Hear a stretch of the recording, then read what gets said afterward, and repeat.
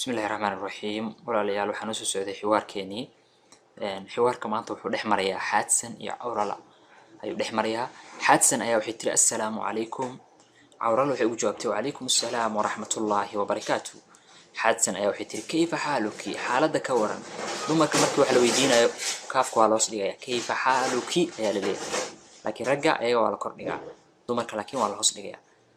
Awrala waxay tiri xaali طيب xaaladeedu way wanaagsantahay waa anti adigana bal iska waranta aad hoos dhiganta soo majid waa anti ayaad leedahay gabadhaada wax weydiinaysa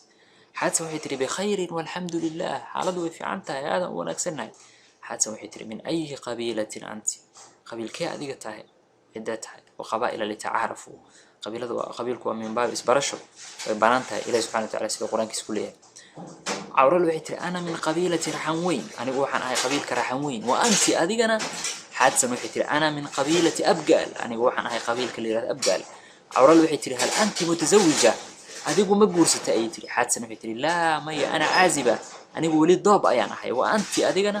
Awrala waxay tiri ana mutazawija anigu waan guursaday ay tiri Xaadsan waxay tiri ila liqaa'in aakhar kulanti dambe assalaamu calaykum Awrala waxay tiri wa calaykum assalaam wa rahmatullahi wa barakaatuh